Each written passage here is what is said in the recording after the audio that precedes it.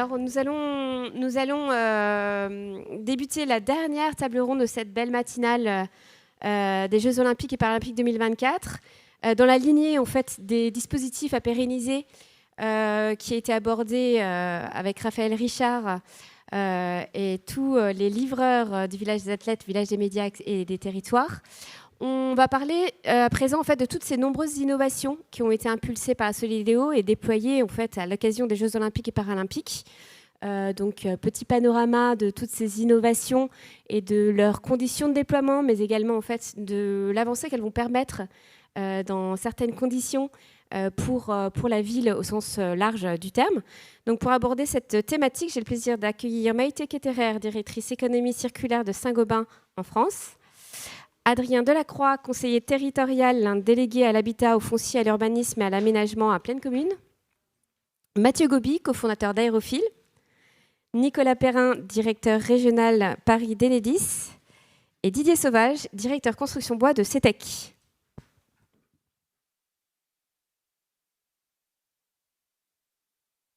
Alors merci à tous d'avoir répondu présent pour présenter un beau panorama d'innovations diversifiées et de nous expliquer un petit peu comment justement ces innovations ont pu se déployer pour les Jeux Olympiques et Paralympiques, un petit peu aussi nous présenter peut-être les conditions que vous avez rencontrées pour les déployer, les process en fait, collectifs, mais également peut-être des embûches que vous avez rencontrées en fait, pour les déployer dans un temps limité. Puis comme pour les bâtiments, en fait, en l'occurrence, ces innovations ont disposé de beaucoup de soutien, mais également en fait, de délais assez justes. Donc, Maïté Ketterer, vous êtes intervenu en fait, sur un dispositif qui permettra à la ville de demain peut-être de penser autrement la réversibilité, de penser à la fois réversibilité temporaire et durable. Est-ce que vous pouvez nous expliquer comment Saint-Gobain a intervenu dans ces innovations sur le village des athlètes? Oui, bien sûr. Bonjour à tous. Donc effectivement, c'est via notre filiale Placo que nous avons développé une innovation dès 2019, puisqu'on a eu l'avantage d'avoir du temps pour apprivoiser le cahier des charges de la Solideo et de Paris 2024. Et donc, on a conçu un système de cloison démontable et réemployable, qui a vraiment les deux sujets. Donc, c'était pour répondre à cette demande très forte d'avoir des jeux exemplaires et d'avoir l'impact minimum sur les ressources et bien sûr en carbone.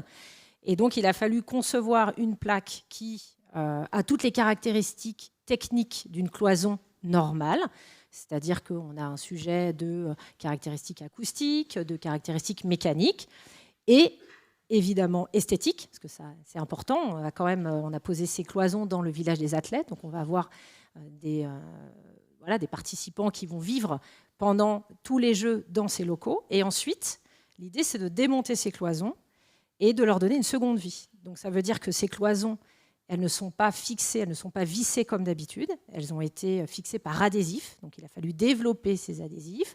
Il a fallu développer toute l'esthétique à nouveau. Donc ce sont des cloisons qui sont prépeintes, qui sont à bord droit, donc ça, on ne met pas de bande, les vis sont apparentes mais blanches, et tout ça pour faciliter le réemploi, parce que bien évidemment, c'est important de pouvoir les déposer une fois que les jeux sont terminés, mais l'idée, c'est de ne pas les jeter, c'est d'aller les reposer dans un bâtiment, et donc il fallait qu'on arrive à faire tout ce process, ce qui veut dire qu'une fois qu'on a validé avec tous les partenaires la cloison, il fallait aussi former toutes les entreprises qui vont les poser et qui vont les déposer. Et donc, voilà, c'est tout le parcours qu'on a fait. Et donc aujourd'hui, on a à peu près, on pense que 60 000 m² de plaques vont être réemployées à l'issue des Jeux. Et que vont-elles devenir donc, après avoir... Voilà. Donc elles vont être reposées dans des bâtiments. Je vous le détaillerai tout à l'heure, mais concrètement, elles vont avoir une vraie seconde vie, c'est-à-dire qu'on va les réutiliser telles quelles, dans d'autres applications probablement. Mais en tout cas... la plaque en entier. Peut-être dans d'autres événements Oui, tout à fait. Alors, la partie recherche de nouveaux chantiers pour les poser, etc., c'est un service qu'on offre, justement. Si les acteurs qui doivent les déposer ont besoin de ce service, on peut faire tout du début à la fin, les aider à qualifier l'état des plaques après les JO, les transporter, etc., et jusqu'à commercialiser à nouveau ces plaques. Merci. Alors Mathieu Gobi, vous êtes cofondateur d'Aérophile. Vous avez donc récemment installé des sortes d'arbres, de mobilier urbain, en fait, destinés à améliorer la qualité de l'air. Est-ce que vous pouvez nous expliquer aussi donc, comment est-ce que vous avez développé et conçu donc, cette demande spécifique pour les Jeux Olympiques et comment est-ce que vous l'imaginez avec Aérophile? Oui, bonjour à tous. Alors Aérophile, à l'origine, on fait des ballons captifs. Vous connaissez peut-être le ballon Generali qui est à Paris dans le 15e, dans le parc André Citroën. C'est un appareil de loisir qui permet à tout le monde de faire des vols en ballon. Mais autour de ce ballon, on a développé une compétence sur la qualité de l'air en utilisant la nacelle du ballon comme un laboratoire volant et en permettant aux chercheurs du CNRS d'emporter des appareils qui mesurent les différentes composantes de la pollution et notamment les particules fines. Et on a constaté que les particules fines avaient tendance à se déposer sur le ballon de façon un peu plus importante qu'ailleurs parce qu'il y a un phénomène électrostatique. Et en fait, en nous concentrant sur ce sujet, on a développé un appareil qui permet de dépolluer l'air, non pas avec un filtre traditionnel, un filtre papier ou textile, comme on le fait dans les appareils souvent pour l'air intérieur, mais avec un champ électrique. Donc on était en plein développement de ce système qui permet de démonter, si vous voulez, les particules fines qui traversent l'appareil. Quand il y a eu l'appel d'offres de Solideo, et qui était assez ambitieux, l'idée c'était de trouver une solution pour réussir à dépolluer l'air en extérieur. Et ça, alors, ça n'existe nulle part ailleurs. Je pense que ça sera une première mondiale. On connaît les appareils pour filtrer l'air à l'intérieur, dans des volumes limités. Mais en extérieur, évidemment, ce qui est compliqué, c'est qu'on a de l'air ambiant pollué qui arrive en permanence. Donc, la seule solution d'avoir un effet significatif, c'est d'avoir un très gros débit. Donc, de réussir à générer de l'air pur avec un très gros débit. Et évidemment, si on ne veut pas avoir un impact environnemental mauvais, il faut le faire en dépensant le moins d'énergie possible. Et c'est justement ce que permet notre technologie. Comme on ne fait pas passer l'air au travers d'un filtre, on n'a pas besoin de trop d'énergie pour pousser l'air. On entretient juste une circulation d'air et ça permet d'avoir des très gros volumes d'air complètement dépollué et de les installer en extérieur. Et c'est comme ça qu'on a été retenu par Solideo. Et les architectes ont imaginé d'installer nos modules sur des grandes ombrières circulaires qui sont installées sur la place olympique, donc au début du pont qui va vers l'île Saint-Denis. Dire que vous êtes sur l'usage d'athlètes et vous avez combien d'aérofiltres d'installés à ce jour?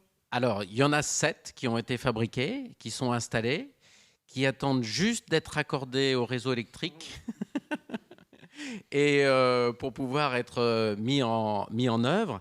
Et on a également, Solideo a également souhaité, avec la mairie, enfin pleine commune, la mairie de Saint-Denis, installer un de ces appareils dans la cour d'une école primaire qui est à proximité. Et c'est ce qu'on est en train de faire. Donc là, le chantier est encore en cours.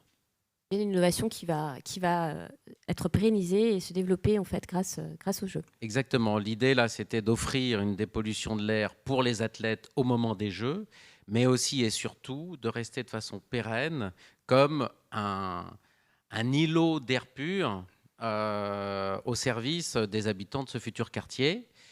Et également pour les enfants qui sont dans une école qui est assez encerclée de voies de circulation et donc pour lesquelles cet enjeu de qualité de l'air est très important. Alors on en a parlé il y a quelques secondes seulement, en fait, en termes de besoins, en fait, tous ces sites d'accueil, villages de médias, villages des athlètes, sites et infrastructures sportives vont avoir besoin d'être alimentés en électricité. Donc, comment Enedis s'est inscrit justement dans cette volonté de jeu complètement décarboné? Alors Enedis, effectivement, c'est votre distributeur d'électricité sur 95% du territoire et sur la totalité de l'Île-de-France. On vous apporte l'électricité que vous avez achetée à votre fournisseur. d'électricité et pour lequel, là, vous avez le choix. Les Jeux Olympiques 2024, pour Enedis, ça a résonné d'une façon un peu particulière. D'une part, Paris 2024 voulait des Jeux décarbonés, en tout cas le plus décarbonés possible. Et donc, ça embarquait la conversion de certains usages thermiques en usages électriques. Et on voulait répondre évidemment présent. Et on est sollicité, et d'ailleurs on est sollicité au quotidien. Et puis il y avait une deuxième thématique qui nous parlait particulièrement au sein des équipes d'Enedis, c'était la logique d'héritage. Pour une raison simple, c'est que quand on construit un ouvrage dans le domaine de l'électricité, on le construit pour 40, pour 50 ans. Et donc la logique d'héritage est de pouvoir planifier les usages et répondre aux besoins d'aujourd'hui, mais également d'imaginer ceux de demain, nous semblait relativement important. Donc on a imaginé trois innovations particulières, une innovation d'usage et deux innovations un peu nouvelles et un peu techniques. Une innovation d'usage, puisque finalement alimenter le village média ou le village des athlètes, c'est pas vraiment une innovation, hein, c'est quand même quelque chose qu'on fait au quotidien et ça va venir. Par contre, imaginez la desserte de la totalité des sites ayant un lien direct avec Paris 2024, c'était quelque chose d'un petit peu nouveau et ça a même surpris un certain nombre de collègues au sein de l'entreprise, puisqu'on a découvert à l'occasion des Jeux Olympiques et Paralympiques de 2024 que notamment les installations sportives et les stades n'étaient pas forcément alimentés en électricité, et notamment le soir des compétitions. Donc on s'est retrouvé avec des stades qui étaient alimentés en électricité, qui fonctionnent sur leurs installations de sécurité, etc., tous les jours, quasiment 24 heures sur 24, alimentés par le réseau, mais qui le soir de l'événement, pour des raisons un peu historiques, du secteur de l'événementiel, une certaine culture, basculent sur groupe électrogène et fonctionnent sur groupe électrogène pendant la durée de l'événement. Voilà. Or, un groupe électrogène et un match de foot, pour être clair, par exemple au Stade de France, c'est près de 4000 litres de gasoil consommé, c'est 12 tonnes de CO2 émis, c'est-à-dire ce que vous émettez, vous et moi, ce qu'on émet, vous et moi, sur une année. Et donc, nous, ce qu'on a proposé à Paris 2024, qui l'a accepté, c'est de leur proposer une alimentation en électricité, y compris pendant la période de l'événement, en leur offrant un niveau de qualité, de sécurisation et de continuité de fourniture à la hauteur des enjeux et évidemment des exigences de Paris 2024. Et donc on a raccordé l'ensemble des sites olympiques au réseau de distribution. On a proposé le raccordement de l'ensemble des sites olympiques au réseau de distribution en leur proposant une alimentation, ce qu'on appelle en schéma normal, donc pour que ça puisse fonctionner, en proposant également un deuxième point d'alimentation qui permet d'assurer le secours si jamais on devait perdre l'alimentation en schéma normal. Et puis pour les gestionnaires de sites qui seraient le plus sensibles, de se sécuriser par une troisième alimentation en groupe électrogène s'ils le souhaitent, mais qui ne fonctionne pas et qui ne sont démarrés qu'en cas de besoin. Donc c'est un peu une innovation particulière parce que finalement, techniquement, c'est des choses qu'on sait faire. On alimente des lieux assez sensibles, des hôpitaux, des prisons. On alimentera désormais, grâce aux Jeux Olympiques, le secteur de l'événementiel et notamment de l'événementiel sportif.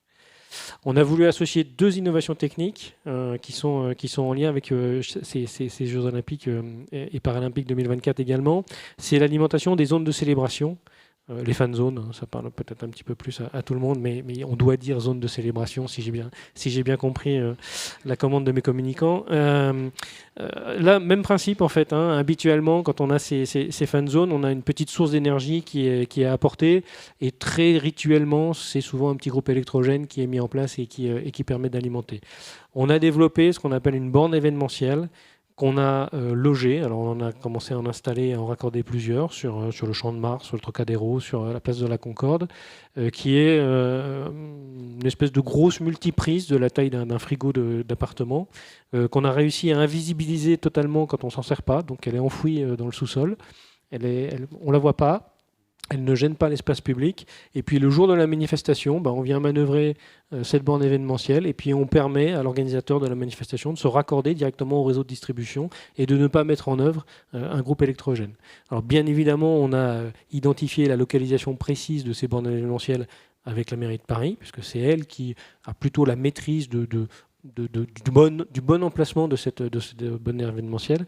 Et c'est quelque chose qu'on a développé à l'occasion de ces Jeux olympiques et paralympiques.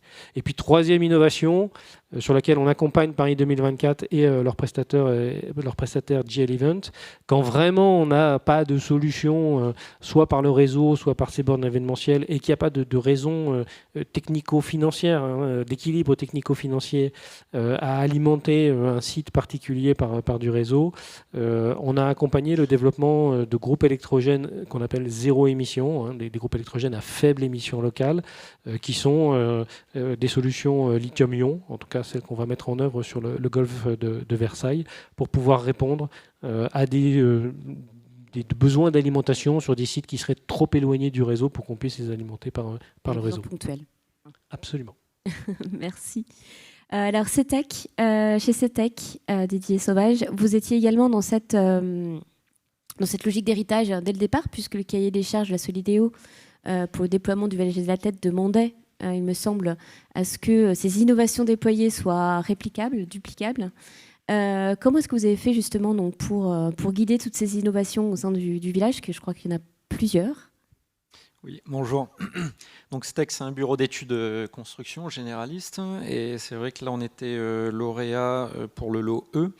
Donc on était avec FHIMO, Nexity et CDC Habitat sur ce lot-là, et donc FH Construction aussi très tôt dans la maîtrise d'œuvre. Donc nous on avait en charge tout ce qui était maîtrise d'œuvre structure, et une partie en maîtrise d'œuvre également fluide.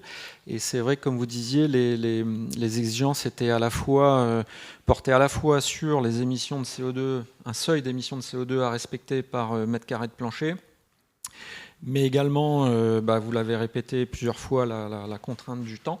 On ne pouvait pas se rater là-dessus.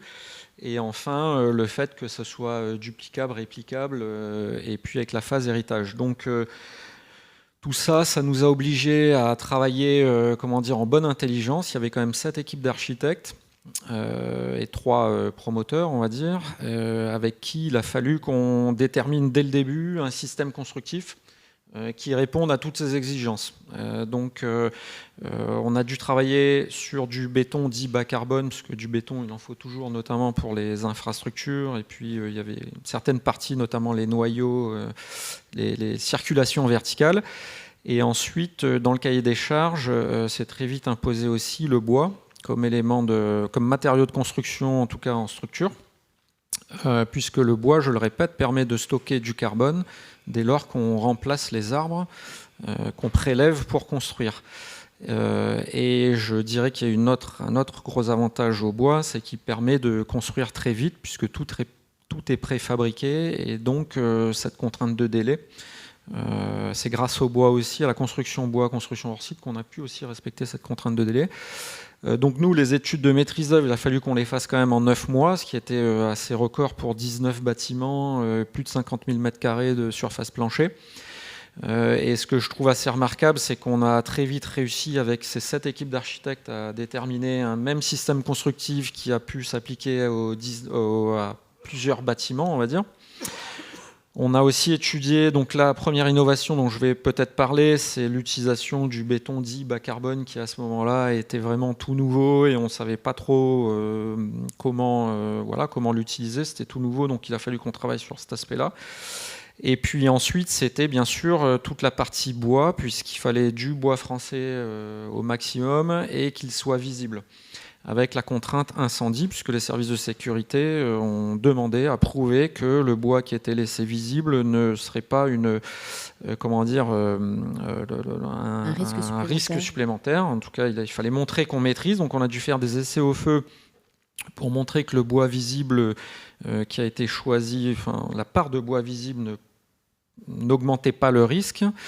Et après, il y avait l'histoire des façades également, puisqu'on a travaillé en façade rapportée, donc comme des façades rideaux, en ossature bois, et pour lesquelles des revêtements extérieurs non traditionnels ont été prescrits, comme de la tuile pour un bâtiment R+7, des enduits également. Donc il a fallu faire des avis techniques.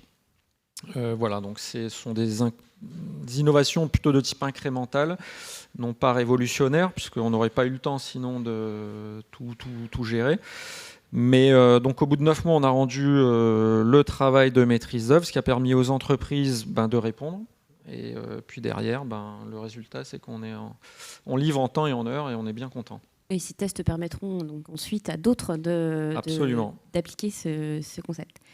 Je me tourne vers Monsieur Delacroix. Comment est-ce qu'on fait lorsqu'on est à pleine commune pour accueillir toutes ces innovations? Parce qu'en fait là, je pense que on donne une petite idée, on n'est pas exhaustif sur toutes ces innovations, donc il faut les accueillir. Et puis il faut aussi donc faire en sorte qu'elles soient prises en main. Donc comment est-ce qu'on s'organise à la pleine commune? Alors déjà, la question de l'innovation n'est pas un sujet qui est arrivé seulement via l'organisation des Jeux Olympiques, l'accueil notamment du village des athlètes sur notre territoire, à cheval sur les villes de Saint-Denis, Saint-Ouen et l'île Saint-Denis. C'est des réflexions anciennes que nous avons sur le territoire, parce qu'on est un territoire bâtisseur et qui se définit comme tel. On a malgré tout la volonté de construire beaucoup de logements, d'accompagner le développement économique du territoire, mais avec aussi une forme d'ambition très forte en matière de soutenabilité et d'être conforme aux enjeux que nous avons de transition écologique.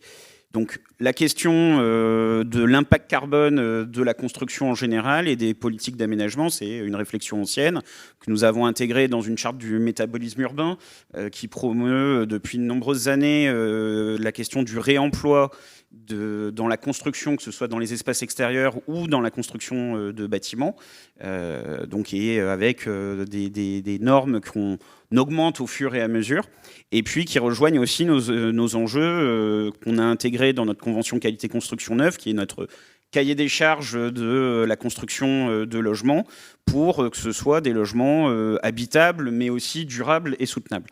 Donc c'est, en revanche, l'accueil des Jeux Olympiques et le cahier des charges fixé par la Solideo, il met un cran au-dessus, très honnêtement, donc il faut le reconnaître, et avec surtout une vision globale de l'ensemble d'un quartier, ce qui est quand même particulièrement nouveau, puisque jusqu'ici, on réfléchissait un peu à la parcelle, à l'opération, en essayant de pousser, en accompagnant et en travaillant avec les maîtres d'ouvrage, qu'ils soient publics ou privés, au fait que la construction ou la conception des espaces publics soit le plus soutenable possible. Là, la Solideo, il l'a fait à l'échelle d'un quartier entier qui sort de terre et qui est livré clé en main sur l'ensemble du secteur, ce qui est quand même déjà un défi et une innovation en soi, qui n'a pas d'égal, me semble-t-il, ni en France ni en Europe.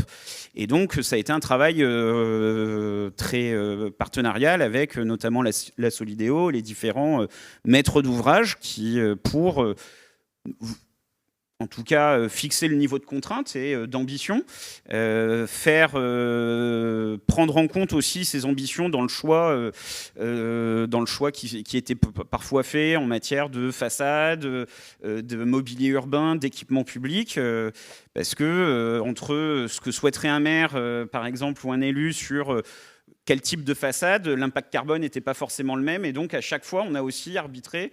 On a fait un certain nombre d'arbitrages en fonction de l'impact carbone qu'avait la construction. Donc c'est particulièrement innovant de travailler de ce point de vue-là, et surtout d'avoir une vision globale sur l'échelle d'un secteur et d'un nouveau quartier. Et ça inspire pour la suite, surtout d'essayer de répliquer, puisque c'est l'enjeu et l'apport aussi de ces innovations, c'est ensuite d'essayer d'en faire quasiment des normes dans la construction et dans les futurs quartiers sur notre territoire en général. Merci. Alors justement, sur le fil d'en faire une norme, je me tourne vers Mathé. Comment est-ce qu'on bouscule un petit peu aussi les habitudes, à la fois chez Saint-Gobain et peut-être aussi dans les projets urbains, avec ce nouveau dispositif de cloison amovible? C'est une nouvelle vision, en l'occurrence, de l'aménagement des immeubles et peut-être aussi de la mixité d'usage. Donc, comment est-ce que vous avez développé en fait cette innovation pour l'héritage, justement, et quel impact en fait vous imaginez pouvoir avoir dans les projets urbains au sens large du terme? Ouais, tout à fait. C'est ce qu'on a dit. Aujourd'hui, finalement, le village des athlètes, pour nous, c'est un champ d'expérimentation extraordinaire. parce que ça nous permet de tester déjà avec un volume très important. Donc en fait, on teste vraiment de manière industrielle, quelque part, une opération de réemploi de plaques de plâtre, aussi bien, comme j'ai dit tout à l'heure, donc concevoir le produit pour qu'il soit très facile à démonter, et ensuite toute l'ingénierie, d'une certaine manière, du réemploi. Et la deuxième question, c'est effectivement, qu'est-ce qu'on fait de cette expérience ? On entend beaucoup parler de réversibilité des bâtiments. C'est ce qu'on dit. Voilà, la sobriété, c'est aussi essayer de garder le maximum. On parle de rénovation. Enfin, tout le monde connaît les enjeux du secteur de la construction qu'on a là. Et donc, ça nous permet vraiment d'envisager peut-être demain d'autres gammes, effectivement d'autres usages. Donc, spécifiquement sur les plaques des JO, c'est ce qu'on a dit. Elles vont donc, on teste toute la partie qualification, c'est-à-dire qu'après en phase héritage, en fait, on viendra voir les cloisons, on va accompagner tous les acteurs pour voir dans quel état elles sont, celles qui peuvent être effectivement réemployées, notamment toutes celles qui n'ont pas été percées par des trous, etc., parce que sinon, voilà, pas de plaque entière, c'est plus compliqué. Et puis après, on va tester la dépose en tant que telle. Il faut les sortir sans abîmer le bâtiment. C'est quelque chose de nouveau. Généralement, on intervient sur un chantier, pas sur un beau bâtiment tout neuf dans lequel des locataires vont rentrer quelques jours après. Donc, on a ces défis-là. Et après, effectivement, il y a toute l'identification des nouveaux chantiers et le réusage. Donc, après, la réflexion, c'est est-ce que ces cloisons amovibles, elles ont un sens pour d'autres secteurs, l'événementiel, ou est-ce qu'elles répondent à une demande? Et plus largement, est-ce qu'on adapte ce produit pour faire de la réversibilité ou est-ce qu'on conçoit d'autres produits? Mais il n'y a aucun doute que c'est une tendance et que, bien évidemment, ça nous aide à réfléchir. On va le dire comme ça. Voilà. Vous n'avez pas d'inquiétude sur les besoins à venir, en tout cas, pour ces cloisons? Je n'ai pas d'inquiétude sur une demande de produits qui sont les plus économes possibles en ressources et en carbone. Comme on l'a dit, on connaît tous la norme RE 2020 qui... par convention, dit que le matériau réemployé pèse 0 carbone. Voilà. Nous, on est en train de faire une vraie FDES pour notre produit parce qu'on veut quand même intégrer la partie transport, qui est une réalité. Entre les deux chantiers, il y a quand même un peu d'émissions, mais en tout cas, on fait vraiment ce calcul-là. Et donc, c'est certain qu'il y a une demande. Voilà. Il y a une demande de produits plus bas carbone. Et d'économie des ressources. Tout à fait. Mathieu Gobi, je me retourne vers vous en matière de qualité de l'air, justement. En fait, comment est-ce que cette innovation que vous avez déployée sur le village des athlètes, vous l'inscrivez dans le développement d'Aérophile? Est-ce que vous avez d'ores et déjà d'autres projets d'installation, des projets de mesure également précis de la qualité de l'air grâce aux Jeux Olympiques et Paralympiques? Alors effectivement, là on a développé des prototypes qui ont fait la preuve technique, puisque l'appel d'offres de Solideo était en deux parties. Il y avait une partie innovation pure, donc il fallait faire la preuve de l'efficacité intrinsèque de l'appareil. Et quand ça a été acquis, il y a eu une deuxième tranche qui était vraiment un marché d'équipement, où la Solideo a décidé d'équiper la place des athlètes de ces appareils. Donc aujourd'hui, on est donc dans un site pilote, ça va servir de site pilote. On a d'autres sites pilotes, on a fait une expérimentation dans une cour d'école dans le 9e arrondissement, un projet avec l'ADEME et la mairie du 9e pour équiper l'école et allumer les appareils, donc dépolluer l'air juste avant les récréations. Puisque là, l'intérêt, c'est d'utiliser l'appareil quand on en a besoin, donc quand c'est pollué et quand il y a les enfants dans la cour. On a un autre site pilote qui va être dans le métro à Lyon. Alors les métros, c'est un cas d'usage extraordinaire parce que la qualité de l'air dans le métro est moins bonne qu'en extérieur, puisqu'on émet quand même pas mal de particules fines avec les freins, avec les roulements des rames de métro, et qu'il y a peu de ventilation. Habituellement, la pollution, on en produit en permanence et elle est chassée par le vent et rabattue par la pluie. Donc, en intérieur, il n'y a pas de pluie, il n'y a pas de vent, ou peu, il y a un peu de ventilation.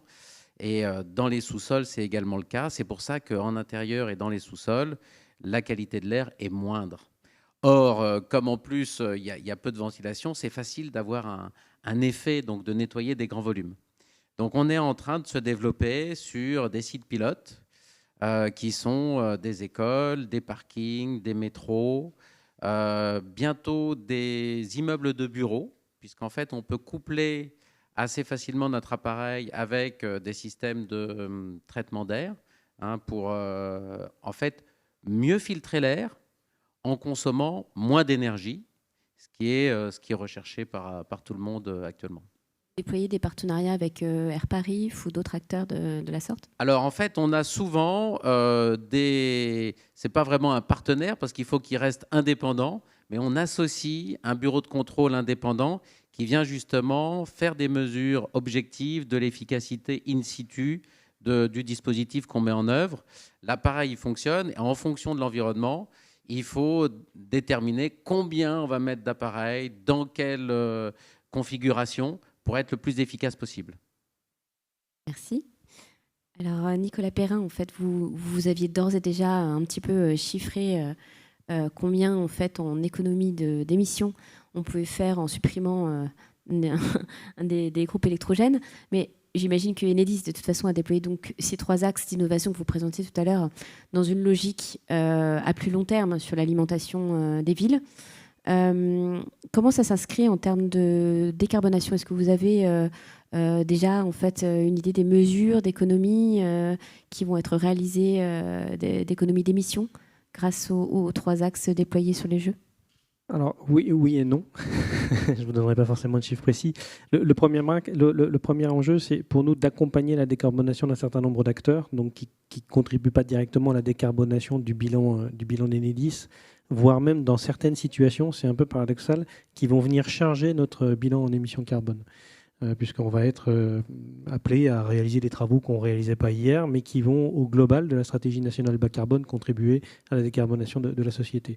Donc on a un enjeu très fort pour nous, c'est d'aller convaincre le reste de l'événementiel sportif à l'appui de ce qu'on a réussi à faire et ce qu'on va réussir à faire sur les Jeux Olympiques et Paralympiques 2024, et d'aller voir également d'autres acteurs. Alors j'entends la mode, la mode qui est venue nous chercher, il faut le dire, la borne événementielle. Ça part d'une idée avec un grand faiseur de la mode qui nous dit comment je peux décarboner mon événement et comment vous pouvez m'accompagner en alimentation. On va chercher aussi le milieu des festivals, de la culture, de la musique. Et on a une très bonne réceptivité sur ce domaine-là. Donc on a déjà accompagné Rock en Seine, on a accompagné Musilac sur des solutions un peu nouvelles en termes d'alimentation électrique. Et donc ça, c'est une offre de service qu'on est en train de finaliser parce qu'on a un opérateur régulé, on ne maîtrise pas la totalité des prix qu'on expose aux clients. Et donc on travaille avec la commission de régulation de l'énergie pour pouvoir les accompagner.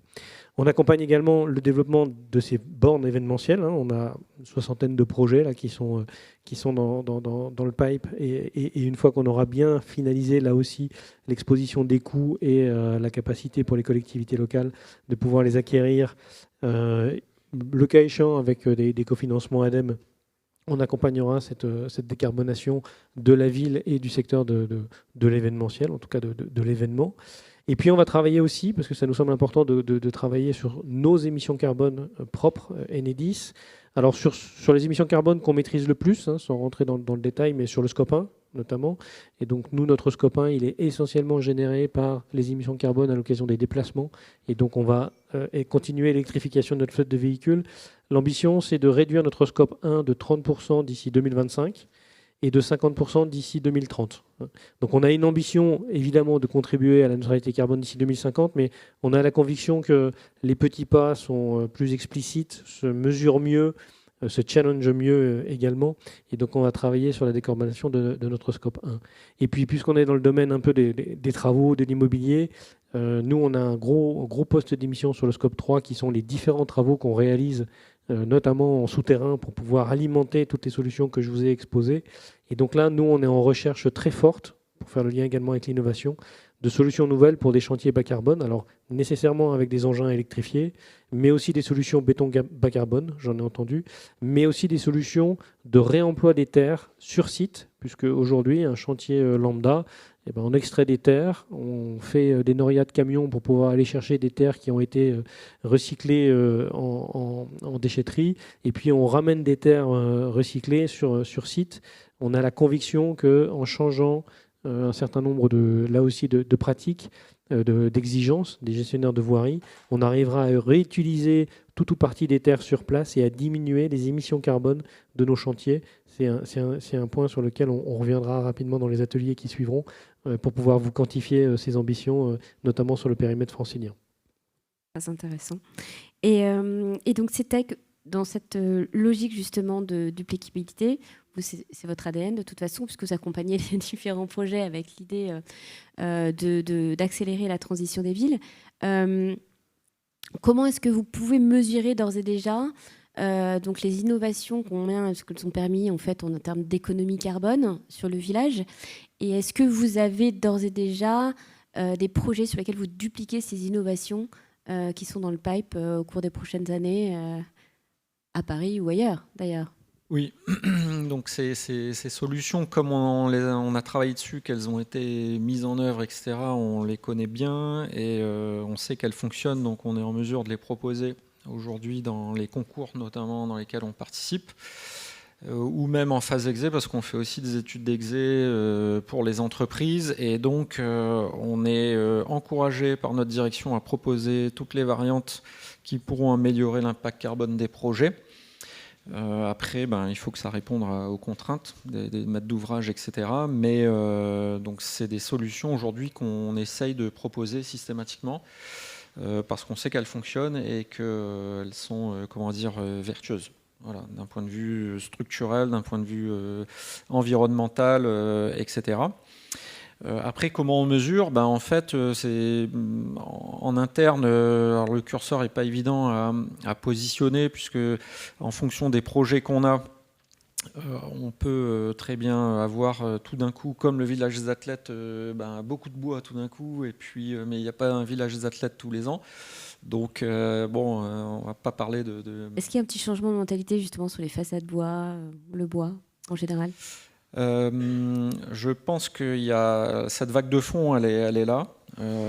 Et il y a un engouement qui est très attendu et qui a été un peu temporisé par la réglementation qui a un peu de mal à suivre l'engouement, puisqu'il faut quand même qu'on fasse attention à certains sujets comme la sécurité incendie, comme la gestion de la ressource. Bon, il y a pas mal de questions qui se sont posées. Néanmoins, on a quand même réussi à montrer que la filière bois avait su répondre à un projet quand même d'envergure. Et on attend les nouveaux textes de la réglementation incendie pour voir un peu comment on se positionne, etc. Mais de toutes les façons, avec la nouvelle RE 2020, on n'a pas trop le choix que de mettre plus de bois et de biosourcés dans la construction. Après, ça ne veut pas dire qu'on va tout remplacer par le bois demain, parce qu'on ne pourrait pas, on n'aurait pas assez de bois. Mais l'idée, c'est aujourd'hui peut-être d'être, alors comme on est en part de marché à 5-6% de bois dans la construction, de peut-être montrer à 15 ou 20%, ça serait déjà énorme. Donc ça serait peut-être un bel objectif qui permettrait quand même de bien réduire l'impact carbone de la construction de manière générale. Et au sein de la CETEC, c'est un peu ce qu'on essaye de faire. On essaye de promouvoir de plus en plus de projets, soit en bois évidemment, soit en matériaux ou en conception bas carbone. Ça peut être aussi du réemploi, ça peut être de la réutilisation, tout ce dont on a parlé tout à l'heure et tout ce dont les différents acteurs de la construction promeuvent aujourd'hui. Voilà, donc on est en marche. En tout cas, on essaye de mettre en place toutes les compétences, parce qu'il faut aussi des compétences pour ça. Qui vont avec toutes ces innovations, d'ailleurs. Eh bien, merci beaucoup. Dites-moi, Monsieur Delacroix, comment est-ce qu'on fait maintenant pour accélérer sur les territoires l'acceptabilité de toutes ces innovations, justement? La prise en main aussi par tous les usagers. L'acceptabilité, elle est plutôt là, y compris, il y a quand même une attente forte des concitoyens, nos concitoyens en tout cas, sur les enjeux de transition écologique, sur le fait de pouvoir concilier le développement de la ville et soutenabilité. Voilà, donc, et comme ça vient d'être dit, la réglementation, progressivement, elle impose de fait l'utilisation de matériaux bas carbone, notamment le bois, davantage l'utilisation de bois. Et pour être sur un territoire, comme je le disais, qui construit quand même beaucoup, je ne vois plus de projet, honnêtement, où il n'y a que du béton. Et du béton classique. Parce que, y compris pour répondre aux enjeux actuels de la RE 2020, et quand on est sur un territoire comme le nôtre, qui tend à vouloir anticiper un petit peu les seuils. L'utilisation du bois, au moins en façade ou choses comme ça. Enfin, c'est des enjeux qui de toute manière, s'imposent aux acteurs. Donc c'est pas tant l'acceptabilité que d'avoir des filières suffisamment structurées. On parle du bois et aujourd'hui, le bois, on ne pourrait pas remplacer l'ensemble de la construction par le bois, quand bien même on le voudrait. Et donc, il y a aussi un enjeu particulier de structuration de la filière en matière de ressources, de formation. Voilà. Il y a un besoin aussi que les maîtres d'ouvrage, les constructeurs évoluent culturellement parfois sur ce sujet, parce qu'on a des maîtres d'ouvrage qui sont plus ou moins innovants. Et en tant qu'élu, je vois le meilleur comme parfois des choses qui sont un peu datées, sans doute. Donc il y a aussi besoin que l'ensemble du secteur de la construction rentre dans les logiques d'innovation, ce qui ne veut pas dire de changer tout du jour au lendemain, mais de s'engager dans la transformation. Et je pense que c'est évidemment très important, et d'avoir des projets aussi qui sont réplicables, et pas seulement d'avoir quelques démonstrateurs, mais que ça s'adapte sur l'ensemble du secteur. Et je pense que là-dessus, il y a un besoin et il y a surtout une attente très forte. En tout cas, c'est le cas sur notre territoire. On l'accompagne très fortement. Et c'est un enjeu majeur, je pense, dans les années qui viennent, pour rendre aussi davantage le développement de la ville acceptable par les concitoyens, quoi. Oui, je crois qu'il y a pas mal de choses qui ont été faites en termes d'équipement, de parcours au sein de tout ce nouveau quartier, pour faire le lien entre les différents territoires et faire en sorte que ces innovations, ces nouveaux dispositifs mis en place sur Plaine Commune soient vraiment en fait les innovations de tous.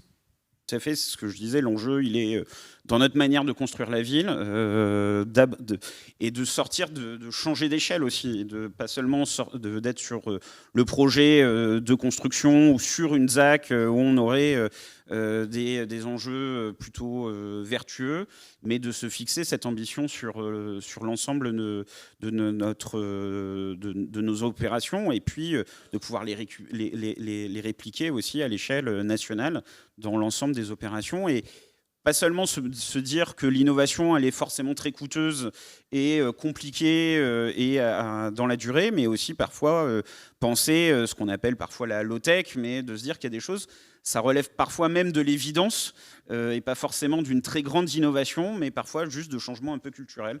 Donc c'est ce que nous essayons d'accompagner, et on espère que le village des athlètes et les JO en général amèneront cette innovation et cette volonté de changement aussi, la portera sur l'ensemble du territoire national. Merci à tous d'avoir partagé cette table ronde. Est-ce qu'il y a des questions dans la salle ? Humilité. Eh bien, j'ai le plaisir de laisser le dernier mot à Monsieur le maire, que nous avons plaisir d'avoir avec nous. Merci. Merci aux différents intervenants et partenaires des Assises du Grand Paris, cher Jacques. Et très heureux de vous accueillir ici dans le 17e arrondissement. Je viens aussi avec ma casquette de vice-président en charge de la communication à la métropole du Grand Paris. Vous avez eu l'occasion de rencontrer tout à l'heure Quentin Gézel, mon collègue en charge, vice-président en charge du développement sportif, qui vous a parlé aussi de l'ambition que portait la métropole sur effectivement cette phase olympique, avec des héritages importants et sur lesquels les innovations sont très présentes. Ça a été rappelé par monsieur le conseiller territorial de Plaine Commune, avec lequel la métropole travaille très bien.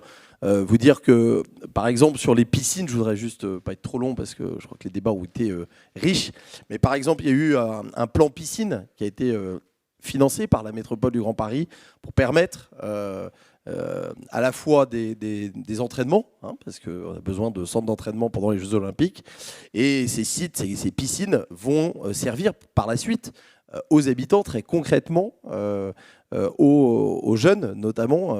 Savoir nager, apprendre à nager est un véritable sujet, pas que autour des sites de la Seine-Saint-Denis, mais partout en Île-de-France. Ça, c'est un investissement que la métropole a mis en œuvre.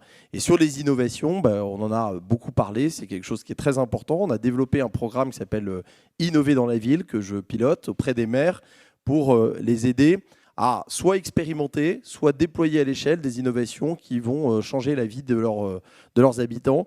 Et souvent, on se sert des innovations qui sont testées, expérimentées, grandeur nature, sur les villages olympiques, sur les sites olympiques, les sites d'entraînement olympique. Voilà, très heureux d'avoir pu partager avec vous cette dernière table ronde sur les innovations que j'avais ciblées, cher Jacques. Bravo aux partenaires et aux acteurs du Grand Paris que nous façonnons ensemble. Merci à tous.